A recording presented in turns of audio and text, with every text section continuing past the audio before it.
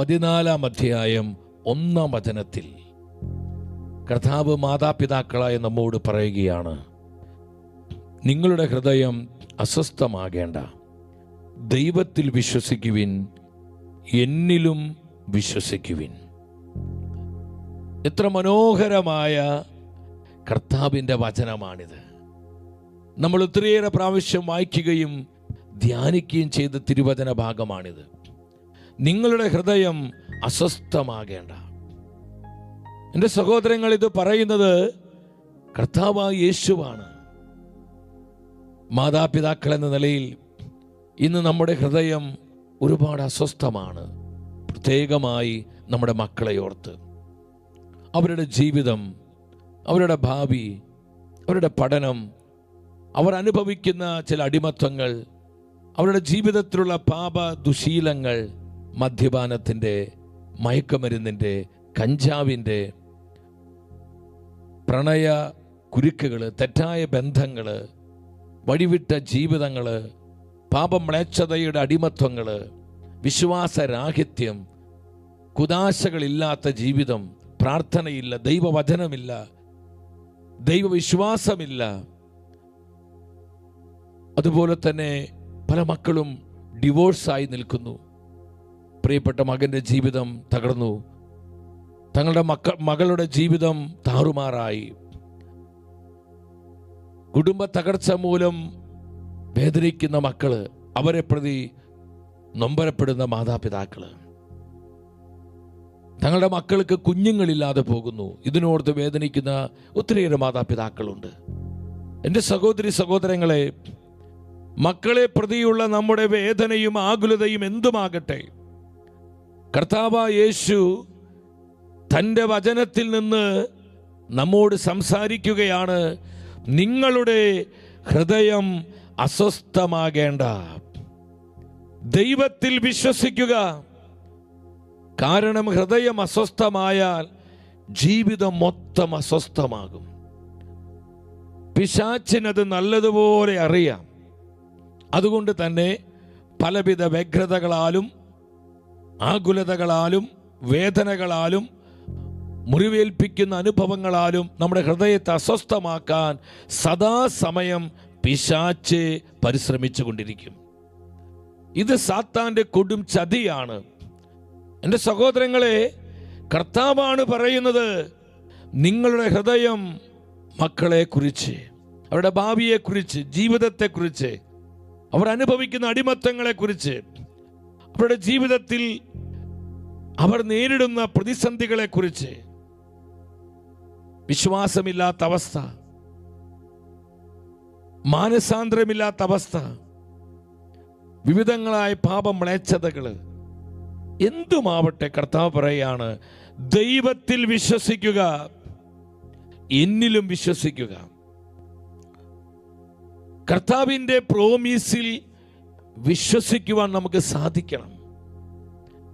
ഇന്ന് നമ്മുടെ ജീവിതത്തിലെ പലവിധ വ്യഗ്രതകളുടെയും ആകുലതകളുടെയും കാരണം എന്താണ്? കർത്താവിൻ്റെ വാഗ്ദാനങ്ങളിൽ വിശ്വസിക്കുവാൻ നമുക്ക് കഴിയുന്നില്ല. നമുക്ക് വിശ്വാസമുണ്ട്, എന്നാൽ സാഹചര്യങ്ങൾ പലപ്പോഴും നമ്മുടെ മുൻപിൽ പ്രതിസന്ധികൾ ഉയർത്തുമ്പോൾ നമ്മുടെ വിശ്വാസത്തിൽ വ്യതിചലനമുണ്ടാവുകയാണ്. പ്രതിസന്ധിയുടെ നടുവിൽ, കണ്ണുനീരിൻ്റെ നടുവിൽ, വേദനയുടെ നടുവിൽ, കഠിനമായ സഹനത്തിൻ്റെ തീച്ചുളയിൽ കർത്താവിൻ്റെ പ്രോമിസിൽ വിശ്വസിക്കുവാൻ എൻ്റെ സഹോദരി സഹോദരങ്ങളെ, പ്രിയ മാതാപിതാക്കളെ, പലപ്പോഴും നമുക്ക് കഴിയാതെ വരുന്നു. ഇതാണ് നമ്മുടെ ആകുലതയുടെ കാരണം. കർത്താവിൻ്റെ പരിപാലനയിൽ, കർത്താവിൻ്റെ വചനങ്ങളിൽ, കർത്താവിൻ്റെ വിശ്വസ്തതയിൽ നമുക്ക് വിശ്വസിക്കാൻ പലപ്പോഴും കഴിയുന്നില്ല. കാരണം എന്താ? ഇതിന് നേരെ വിപരീതമായാണ് നമ്മുടെ മുൻപിൽ പ്രതിസന്ധികൾ ഇങ്ങനെ കുമിഞ്ഞുകൂടുന്നത്. മക്കളെ പ്രതിയുള്ള വേദനകളും ഭാരങ്ങളും നമ്മെ ഒരുപാട് അലട്ടുമ്പോഴോ ഈ പ്രോമിസുകളിൽ പലപ്പോഴും വിശ്വസിക്കാൻ, ചങ്കുറപ്പിക്കാൻ നമുക്ക് കഴിയാതെ പോകുന്നു.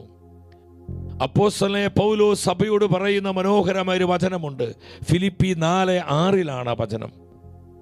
ഒന്നിനെ കുറിച്ചും ആകുലരാകേണ്ട, പ്രാർത്ഥനയിലൂടെയും അപേക്ഷയിലൂടെയും കൃതജ്ഞതാ സ്തോത്രങ്ങളോടെ നിങ്ങളുടെ യാചനകൾ ദൈവസന്നിധിയിൽ അർപ്പിക്കുവിൻ. മാതാപിതാക്കളെ കുറിച്ച് കർത്താവ് പറയാണ്, നിങ്ങൾ ഒന്നിനെ കുറിച്ചും ആകുലപ്പെടേണ്ട. പ്രിയ മാതാവേ, പിതാവേ, നിന്റെ കുഞ്ഞിനെ കുറിച്ച് നീ ആകുലപ്പെടേണ്ട. മറിച്ച് എന്താണ് ചെയ്യേണ്ടത്? മക്കളെ പ്രതി പ്രാർത്ഥനയിലും കൃതജ്ഞതാ സ്തോത്രങ്ങളിലും യാചനകളിലും നമ്മുടെ വേദനകൾ, ദുരിതങ്ങൾ, സങ്കടങ്ങൾ ദൈവസന്നിധിയിൽ നിങ്ങൾ സമർപ്പിക്കുവീൻ. ഹല്ലേലൂയ. ഈ ശുശ്രൂഷ വഴി നമ്മോട് ഇതാണ് പരിശുദ്ധാത്മാവ് ആവശ്യപ്പെടുന്നത്. ആകുലപ്പെട്ട് മനസ്സിടിഞ്ഞ് നിരാശിതരായി നരകതുല്യമായി എൻ്റെ സഹോദരങ്ങളെ നമ്മൾ ജീവിക്കരുതേ. നമ്മുടെ ജീവിതം നമ്മൾ നശിപ്പിക്കരുതേ. നമ്മൾ അനുഭവിക്കുന്ന പ്രതിസന്ധികൾ എന്തുമാവട്ടെ, അതിനേക്കാൾ എത്രയോ വലിയവനാണ് നമ്മുടെ കർത്താവായ യേശു. അതുകൊണ്ട് പൗലോസ്ലീഹ പറയുന്നത്, നിങ്ങൾ ആകുലപ്പെടരുത്, മറിച്ച് പ്രാർത്ഥനയിലൂടെയും അപേക്ഷകളിലൂടെയും കൃതജ്ഞതാ സ്തോത്രങ്ങളോടെ നിങ്ങളുടെ യാചനകൾ, നമ്മുടെ നിയോഗങ്ങൾ ദൈവസന്നിധിയിൽ നമ്മൾ അർപ്പിക്കണം. നമ്മൾ കർത്താവിനെ ഏൽപ്പിച്ചു കൊടുക്കണം. 1 പത്രോസിൽ എഴുതിയ 1-ാമത്തെ ലേഖനം 5-ാം അധ്യായം 6-ാം വചനത്തിൽ എന്താണ് വചനം പറയുന്നത്? ദൈവത്തിന്റെ ശക്തമായ കരത്തിൻ കീഴിൽ താഴ്മയോടെ നിൽക്കുവിൻ, അവിടുന്ന് തക്ക സമയത്ത് നിങ്ങളെ ഉയർത്തിക്കൊള്ളും. നിങ്ങൾ ഉത്കണ്ഠകളെല്ലാം അവിടുത്തെ ഏൽപ്പിക്കുവിൻ, അവിടുന്ന് നിങ്ങളുടെ കാര്യത്തിൽ ശ്രദ്ധാലുവാണ്. എത്ര കൃത്യമായ കർത്താവ് പറയുന്നത്! നിങ്ങൾ ഉത്കണ്ഠകളെല്ലാം, ഭാരങ്ങൾ, ആകുലതകളെല്ലാം കർത്താവിനെ ഏൽപ്പിക്കുവിൻ, അവിടുന്ന് നിങ്ങളുടെ കാര്യത്തിൽ ശ്രദ്ധയുള്ളവനാണ്. മാർക്കോസിന്റെ സുവിശേഷം 10-ാം അധ്യായം 48-49 വചനങ്ങളിൽ എന്താണ് പരിശുദ്ധ വചനം പറയുന്നത്? അന്ധനായ ബർത്തുമിയൂസിനോടാണ് ജനക്കൂട്ടം പറഞ്ഞു, നിശബ്ദനായിരിക്കാൻ പറഞ്ഞ് അവനെ പലരും ശകാരിക്കുകയാണ്. എന്നാൽ അവൻ കൂടുതൽ ഉച്ചത്തിൽ വിളിച്ചു പറഞ്ഞു, ദാവീദിന്റെ പുത്ര, എന്നിൽ കനിയണമേ. 49-ാമത്തെ വചനം പറയുന്നു, യേശു പെട്ടെന്ന് നിന്നിട്ട് പറഞ്ഞു. ആ വചനം എല്ലാവരും നേറ്റു പറഞ്ഞ്, യേശു പെട്ടെന്ന് നിന്നിട്ട് പറഞ്ഞു. അന്ധനായ ബർത്തുമിയൂസിന്റെ നിലവിളിയുടെ മുൻപിൽ സർവശക്തനും സർവാധിപനുമായ ദൈവം നിൽക്കുകയാണ്. ഹല്ലേലൂയ. എന്റെ സഹോദരങ്ങളെ, ഒരു നിമിഷം നിങ്ങൾ ശ്രദ്ധിച്ചേ. നമ്മുടെ നിലവിളിയുടെ മുൻപിൽ, നമ്മുടെ കണ്ണുനീരിന്റെ മുൻപിൽ കർത്താവ് നിൽക്കുകയാണ്. നമ്മുടെ കണ്ണുനീരിനെ മാനിക്കുന്നവനാ നമ്മുടെ ഈശോ. നമ്മുടെ കണ്ണുനീര് മറികടന്ന് ഒരിക്കലും മുന്നോട്ട് പോകാൻ കർത്താവിന് സാധിക്കുകയില്ല. ഈ ലോകത്തിൽ ഒരു ശക്തിക്കും കർത്താവിന്റെ ചലനത്തെ പിടിച്ചു നിർത്തുവാൻ സാധിക്കുകയില്ല പ്രിയപ്പെട്ടവരെ. എന്നാൽ നിലവിളിക്കുന്ന ഹൃദയ തകർച്ചയോടെ, വിശ്വാസത്തോടെ തന്റെ നാമം വിളിച്ച് നിലവിളിക്കുന്ന ഒരു ദൈവ പൈതലിന്റെ നിലവിളിയുടെ മുൻപിൽ സർവശക്തനായ ദൈവം നിൽക്കുകയാണ്. യേശു പെട്ടെന്ന് നിന്നിട്ട് പറഞ്ഞു. എന്താ പറഞ്ഞത്? അവനെ വിളിക്കുക. അവന്റെ നിലവിളിക്ക് കർത്താവ് ആ നിലവിളി കേൾക്കുക മാത്രമല്ല, അതിനുത്തരം കൊടുക്കുകയാണ്. എൻ്റെ മാതാപിതാക്കളെ, സഹോദരങ്ങൾ, നിങ്ങൾ വിശ്വസിക്കുന്നുവോ? മക്കളെ പ്രതിയുള്ള നിങ്ങളുടെ നിലവിളിക്ക് കർത്താവ് ഉത്തരം നൽകുമെന്ന് നിങ്ങൾ വിശ്വസിക്കുന്നുവോ? നിങ്ങൾ അനുഭവിക്കുന്ന ഈ നീറുന്ന ദുരിതങ്ങളിൽ കർത്താവിന്റെ ശക്തി ഇറങ്ങി ആ ബന്ധനത്തിൽ നിന്ന്, മക്കൾ അനുഭവിക്കുന്ന പൈശാചിക പീഡകളിൽ നിന്ന് അവർക്ക് വിമോചനം നൽകും, അവർക്ക് വിമോചനം ഉണ്ടാകുമെന്ന് നിങ്ങൾ വിശ്വസിക്കുന്നുവോ? കർത്താവ് യേശു അതിന് മതിയായവനാണെന്ന് എന്റെ മാതാപിതാക്കളെ നിങ്ങൾ വിശ്വസിക്കുന്നുവോ? എങ്കിൽ കരങ്ങളടിച്ച് കർത്താവിനെ സ്തുതിച്ച് ഹല്ലേലൂയ, ഹല്ലേലൂയ, ഹല്ലേലൂയ, ശക്തിയോടെ സ്തുതിച്ച് ഈശോയെ സ്തുതിക്കുന്നു. Glory, glory, glory. Hallelujah, hallelujah. നിലവിളി കേൾക്കുന്ന ദൈവം ആ നിലവിളിക്ക് ഉത്തരം നൽകുന്ന ദൈവം. ദൈവത്തിന്റെ വചനം പറയുന്നു, പുറപ്പാട് പുസ്തകം 3-ാം അധ്യായം 7-ാമത്തെ വചനം. എന്താ പരിശുദ്ധ വചനം പറയുന്നത്? കർത്താവ് വീണ്ടും അരുളി ചെയ്തു, കർത്താവ് വീണ്ടും അരുളി ചെയ്ത്, ഈജിപ്തിലുള്ള എന്റെ ജനത്തിന്റെ ക്ലേശങ്ങൾ ഞാൻ കണ്ടു. മേൽനോട്ടക്കാരുടെ ക്രൂരത കാരണം അവരിൽ നിന്ന് ഉയർന്നു വരുന്ന രോദന ഞാൻ കേട്ടു. അവരുടെ യാതനകൾ ഞാൻ അറിയുന്നു. എൻ്റെ സഹോദരങ്ങളെ, 3 കാര്യങ്ങളെ കർത്താവ് പറയുന്നത്. ഞാൻ ഇന്ന് ഈ ശുശ്രൂഷയ്ക്ക് വേണ്ടി പ്രാർത്ഥിച്ച് ഒരുങ്ങുമ്പോൾ ദൈവാത്മാവ് തന്നൊരു വചനമാണിത്.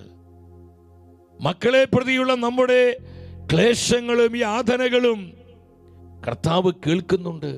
വചനം എന്താ പറയുന്നത്? അവരുടെ ക്ലേശങ്ങൾ കർത്താവ് കണ്ടു. മക്കളെ പ്രതി ദിനം പ്രതി ഓരോ ദിവസവും നീറി വേദനയോടെ കഴിയുന്ന എത്രയോ മാതാപിതാക്കൾ നമ്മുടെ കുടുംബങ്ങളിലുണ്ട്. ഈ ശുശ്രൂഷയിൽ പങ്കെടുക്കുന്നുണ്ട് പലരും. ആ ക്ലേശങ്ങൾ പാഴായി പോകുന്നുവെന്ന് നിങ്ങൾ കരുതുന്നുണ്ടോ? ആ ക്ലേശങ്ങൾ കാണുന്ന ഒരു കർത്താവുണ്ട്. കാണുക മാത്രമല്ല, നമ്മുടെ നിലവിളി കർത്താവ് കേൾക്കുകയാണ്. അവരുടെ നിലവിളി കർത്താവ് കേട്ടു. അവരുടെ സങ്കടം കർത്താവ് കേട്ടു. അവരെ ഹൃദയ തകർച്ചയോടുകൂടിയുള്ള പ്രാർത്ഥന കർത്താവ് കേൾക്കുകയാണ്. 3-ാമത് എന്താ പറയുന്നത് ആ വചനത്തിൽ? അവരുടെ യാതനകൾ ഞാൻ അറിയുന്നു. എൻ്റെ സഹോദരങ്ങളെ, പലപ്പോഴും നാട്ടുകാരോടും നമ്മുടെ സ്വന്തക്കാരോട് പോലും പറയാൻ പറ്റാത്ത വിധം നമ്മുടെ മക്കളുമായി ബന്ധത്തിൽ, നമ്മുടെ മക്കളുടെ ജീവിതത്തിലുള്ള ചില പ്രശ്നങ്ങൾ ആരോടും പറയാൻ കഴിയാത്ത വിധം ചിലപ്പോൾ സങ്കീർണമാകാം. പറഞ്ഞു കഴിഞ്ഞാൽ അത് കൂടുതൽ വഷളാകും. നമ്മുടെ കുടുംബം ചിലപ്പോൾ അപമാനിതമാകും. ഇതിൻ്റെ എല്ലാം പേരിൽ ഇതെല്ലാം ഹൃദയത്തിൽ ഇങ്ങനെ അടക്കി വെച്ച് ആരോടും പറയാൻ പറ്റാത്ത ഒത്തിരി സങ്കടങ്ങളുമായി ജീവിക്കുന്ന ഒത്തിരിയേറെ ജീവിതങ്ങൾ നമ്മുടെ ഇടയിലുണ്ട്. കർത്താവിൻ്റെ വചനം പറയാ, ഞാനതെല്ലാം അറിയുന്നുണ്ട്. നമ്മൾ അനുഭവിക്കുന്ന ഓരോ മാനസിക നൊമ്പരവും, ആരോടും പറയാൻ കഴിയാത്ത ചില സങ്കടങ്ങള്, ഇനി പറഞ്ഞിട്ട് എന്താ കാര്യം? ആരെ സഹായിക്കാൻ, ആരൊരു ആശ്വാസം തരാൻ? പറഞ്ഞാലും ഇതുകൊണ്ട് വല്ല പ്രയോജനമുണ്ടോ എന്ന് ചിന്തിക്കുന്ന ഒത്തിരി പ്രശ്നങ്ങൾ. എൻ്റെ സഹോദരങ്ങളെ, നമ്മൾ അനുഭവിക്കുന്ന ഓരോ നീറുന്ന നൊമ്പരവും കർത്താവ് അറിയുന്നുണ്ട്. അതുകൊണ്ട് വചനം പറയുന്നത്, സങ്കീർത്തന പുസ്തകത്തിൽ ദൈവത്തിന് വചനം പറയുകയാണ്. 34-ാം സങ്കീർത്തനത്തിൽ എന്താണ് പരിശുദ്ധ വചനം പറയുന്നത്? ഹൃദയം നുറുങ്ങിയവർക്ക് കർത്താവ് സമീപസ്ഥനാണ്. മനം മുരുകിയവരെ അവിടുന്ന് രക്ഷിക്കുന്നു. നുറുകിയ ഹൃദയങ്ങൾക്ക് കർത്താവ് സമീപസ്ഥനാണ്. എൻ്റെ സഹോദരങ്ങളെ, എൻ്റെ മാതാപിതാക്കളെ, കർത്താവ് ഏറ്റവും സമീപസ്ഥമായിരിക്കുന്നത് ആർക്കാണ്? ഹൃദയം നുറുങ്ങിയവർക്കാണ്. ആരുമില്ലെന്ന് ചിന്തിക്കരുത്. എല്ലാവരും കൈവെടിഞ്ഞെന്ന് ചിന്തിക്കരുത്. ഈ പ്രതിസന്ധിയിൽ എല്ലാവരും ഞങ്ങളെ കൈവിട്ടു എന്ന് നിങ്ങൾ കരുതരുത്. കർത്താവ് വാഗ്ദാനം തരികയാണ്, ഹൃദയം നുറുങ്ങിയവർക്ക് ഞാൻ വളരെ സമീപസ്ഥനാണ്. കർത്താവ് വളരെ ക്ലോസ് ആണ് കർത്താവ്. എത്രയോ വലിയ അനുഗ്രഹമാണ് പ്രിയപ്പെട്ടവരെ. പൗലോസ്ലീഹ റോമാക്കാർക്ക് ഇത് ലേഖനത്തിൽ ഒരു കാര്യം പറയുന്നുണ്ട്. എൻ്റെ സഹോദരങ്ങളെ, നമ്മുടെ തലയ്ക്ക് മുകളിൽ കർത്താവ് ഒരു അരിപ്പ വെച്ചിട്ടുണ്ട്. ആ അരിപ്പയുടെ പേരെന്താണെന്നറിയോ? റോമർ 8:28 എന്നാണ്. ഈ അരിപ്പയിലൂടെ മാത്രമേ നമ്മുടെ ജീവിതത്തിൽ എന്തും വന്ന് വീഴുവാൻ കർത്താവ് അനുവദിക്കുകയുള്ളൂ. ചിലർ ചിന്തിക്കും, ഞാൻ എന്ത് തെറ്റ് ചെയ്തിട്ടാണ് എൻ്റെ കുഞ്ഞുങ്ങൾ ഇതുപോലെ ആയത്, എൻ്റെ കുടുംബത്തിന് ഈ പരാജയമുണ്ടായത്, ഞങ്ങൾക്ക് ഈ കൊടിയ സകലം എന്തുകൊണ്ട് കർത്താവ് നീ അനുവദിച്ചു? ഞങ്ങൾ എന്ത് തെറ്റ് ചെയ്തിട്ട കർത്താവേ? എൻ്റെ കുഞ്ഞ് മദ്യപാനത്തിലും മ്ലേച്ഛതയിലും എൻ്റെ കുഞ്ഞിൻ്റെ കുടുംബ ജീവിതം തകർന്നു പോയി. വിവാഹം കഴിഞ്ഞിട്ട് മക്കളില്ലാത്ത അവസ്ഥ വർഷങ്ങളായിട്ട്. പല മക്കളും തെറ്റായ ബന്ധങ്ങളിൽ, പ്രണയക്കുരുക്കുകളിൽ പെട്ടിരിക്കുന്നു. കുടുംബം വേണ്ട, മാതാപിതാക്കൾ വേണ്ട, വിശ്വാസം വേണ്ട എന്ന് പറഞ്ഞ് ജീവിക്കുന്ന പല മക്കളും, കർത്താവേ എന്തുകൊണ്ട് ഈ പരാജയം ഞങ്ങളുടെ കുടുംബത്തിൽ സംഭവിച്ചു? ഞങ്ങൾ എന്ത് തെറ്റ് ചെയ്തിട്ടാ കർത്താവേ എന്ന് ചോദിക്കുന്ന ഒത്തിരിയേറെ മാതാപിതാക്കൾ, സഹോദരി സഹോദരങ്ങൾ നമ്മുടെ ഇടയിലുണ്ട്. എൻ്റെ പ്രിയപ്പെട്ടവരെ, കർത്താവിൻ്റെ പരിശുദ്ധ വചനം നമ്മെ പഠിപ്പിക്കുകയാണ്. ദൈവം അറിയാതെയും ദൈവം അനുവദിക്കാതെയും നമ്മുടെ ജീവിതത്തിൽ ഒന്നും സംഭവിക്കുന്നില്ല. ആ വചന ഉച്ചത്തിൽ ഒരുമിച്ച് വായിച്ച്, ദൈവത്തെ സ്നേഹിക്കുന്നവർക്ക്, അവിടുത്തെ പദ്ധതി അനുസരിച്ച് വിളിക്കപ്പെട്ടവർക്ക്, അവിടുന്ന് സകലവും നന്മയ്ക്കായി പരിണമിപ്പിക്കുന്നുവെന്ന് നമുക്കറിയാമല്ലോ. ശ്രദ്ധിച്ച നിങ്ങളാ വചനം. ദൈവത്തെ സ്നേഹിക്കുന്നവർക്ക് അവിടുന്ന് സകലവും നന്മയ്ക്കായി മാറ്റുന്നു. Hallelujah, hallelujah. ദൈവത്തെ സ്നേഹിക്കുന്നവർക്ക് എല്ലാം നന്മയ്ക്കാക്കി മാറ്റുന്നു. ഈ അരിപ്പയിലൂടെ മാത്രമേ നമ്മുടെ ജീവിതത്തിൽ എന്തും വരുവാൻ കർത്താവ് അനുവദിക്കുകയുള്ളൂ. അതുകൊണ്ട് മാതാപിതാക്കളെ, മക്കളെ ഓർത്ത് വേദനിച്ച് നിങ്ങൾ നിരാശപ്പെടരുത്, വിഷാദത്തിലേക്ക് പോകരുത്.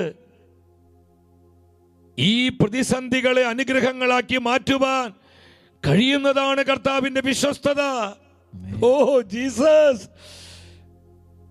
ഈ പ്രതികൂലങ്ങളെ കൃപയായി മാറ്റുവാൻ കഴിയുന്നതാണ് കർത്താവിന്റെ സ്നേഹം. നമ്മൾ അനുഭവിക്കുന്ന ഈ കണ്ണുനീര്, ഈ ദുഃഖ ദുരിതങ്ങള്, ഈ നൊമ്പരങ്ങളെ അഭിഷേകമാക്കി മാറ്റുവാൻ കഴിയുന്നവൻ എത്രേ? നമ്മുടെ കർത്താവായ യേശു. എല്ലാം നന്മയ്ക്കായി മാറ്റുന്നു, എല്ലാം നന്മയ്ക്കായി മാറ്റുന്നു. മാനുഷികമായി ചിന്തിച്ച് നമുക്ക് തോന്നും, എന്താ ഇതിലെ നന്മ? എൻ്റെ കുടുംബത്തിൽ ദുരിതം മാത്രമേ ഉള്ളൂ, എൻ്റെ കുഞ്ഞുങ്ങളിൽ സങ്കടം മാത്രമേ ഉള്ളൂ. ഞാൻ പ്രാർത്ഥിച്ചിട്ടും ധ്യാനങ്ങളിൽ പങ്കെടുത്തും വചനം വായിച്ചും കുദാശകൾ സ്വീകരിച്ച് ജീവിച്ചും ഈ തകർച്ചയും പ്രശ്നവും മാത്രമേ ഉള്ളൂ. എൻ്റെ സഹോദരങ്ങളെ, അതിനെ അറുതി വരുത്താൻ കർത്താവിൻ്റെ കരങ്ങളിൽ ഒരു സമയമുണ്ട്. നമുക്കായി ദൈവം നിശ്ചയിച്ചിരിക്കുന്ന മഹത്വപൂർണമായൊരു സമയം കർത്താവിന്റെ കരങ്ങളിലുണ്ട്. Hallelujah, hallelujah. Glorious day, glorious day. നിരാശപ്പെടരുതേ, ആകുലപ്പെടരുത്, വിഷാദത്തിൽ ആണ്ടുപോകരുത്. 34-ാം സങ്കീർത്തനം 5-ാം വചനം തരുന്ന വാഗ്ദാനം എന്താണ്? അവിടുത്തെ നോക്കിയവർ പ്രകാശിതരായി, അവർ ലജ്ജിതരാവുകയില്ല. ദൈവത്തിന്റെ വചനം പറയാണ്, അവിടുത്തെ നോക്കിയവർ പ്രകാശിതരായി. എന്റെ സഹോദരങ്ങളെ, ഈ സഹനങ്ങളിലും വേദനകളിലും പ്രിയ മാതാവേ, പിതാവേ, നാം കർത്താവിന്റെ തിരുമുഖത്തേക്ക് നോക്കണം. പള്ളിയില്ല, കുദാശകളില്ല, വിശ്വാസമില്ലാതെ ജീവിച്ച ആ ചെറുപ്പക്കാരൻ, എന്നാൽ മാതാപിതാക്കളെ കണ്ണുനീര് നിറഞ്ഞ പ്രാർത്ഥന, അവർ വിശ്വാസത്തോടെ പ്രാർത്ഥിച്ചു, കർത്താവിന്റെ വിശ്വാസത്തിൽ ശരണപ്പെട്ടു. വർഷങ്ങൾക്ക് ശേഷം അണക്കരയിൽ ബഹുമാനപ്പെട്ട ഡൊമിനിക് അച്ഛന്റെ ധ്യാനത്തിൽ പങ്കെടുത്തു. വചനത്തിന് ശക്തി കടന്നു വന്നു, പരിശുദ്ധാത്മ അഭിഷേകം ഇറങ്ങി, മദ്യപാനത്തിന്റെ പൈശാചികപ്പീഡ വിട്ടൊഴിഞ്ഞു പോയി. നല്ലൊരു ദൈവ പൈതലായി ഈശോ മകനെ രൂപാന്തരപ്പെടുത്തി. Hallelujah, hallelujah, hallelujah. നമ്മുടെ യേശു ജീവിക്കുന്നു. ചേർത്ത് പാടുകേ, ഹല്ലേലൂയ, ആമേൻ, ഹല്ലേലൂയ. നമ്മുടെ യേശു ജീവിക്കുന്നു, നമ്മുടെ യേശു ജീവിക്കുന്നു, നമ്മുടെ യേശു ജീവിക്കുന്നു. എൻ്റെ സഹോദരങ്ങളെ, ചില തകർച്ചകളും ചില പ്രതിസന്ധികളും ചില ദുരിതങ്ങളും കഷ്ടപ്പാടുകളും പരാജയങ്ങളും വേദനകളും കർത്താവ് അനുവദിക്കുന്നത് നമ്മൾ നശിക്കുവാനല്ല, തകരുവാനല്ല, നമ്മുടെ കുടുംബത്തെ, നമ്മുടെ ബന്ധങ്ങളെ, നമ്മുടെ മക്കളെ, നമ്മുടെ തലമുറകളെ അനുഗ്രഹിക്കുവാനും വിശുദ്ധീകരിക്കുവാനും അഭിഷേകം ചെയ്യുവാനുമാണ്. സുഭാഷിത പുസ്തകം 3-ാം അധ്യായം 33-ാം വചനത്തിൽ, ആ വചനത്തിന്റെ 2-ാം ഭാഗത്തിൽ കർത്താവ് പറയാണ്, എന്നാൽ നീതിമാന്മാരുടെ ഭവനത്തെ അവിടുന്ന് അനുഗ്രഹിക്കുന്നു. ചില കഷ്ടതയിലൂടെ, സഹനങ്ങളിലൂടെ കർത്താവ് നമ്മൾ വിശുദ്ധീകരിക്കും. സഹനങ്ങളിലൂടെ വലിയ വിശുദ്ധീകരണമുണ്ട്. സഹനങ്ങളിലൂടെ, കണ്ണുനീരുകളിലൂടെ, തകർച്ചകളിലൂടെ വലിയ വിശുദ്ധീകരണം സംഭവിക്കുന്നുണ്ട് സഹോദരങ്ങളെ. ഈ വിശുദ്ധീകരണത്തിലൂടെ നമ്മുടെ ജീവിതങ്ങളെ, നമ്മുടെ ബന്ധങ്ങളെ, കുടുംബങ്ങളെ, തലമുറകളെ കർത്താവ് അനുഗ്രഹിക്കുകയാണ്. ഹല്ലേലൂയ.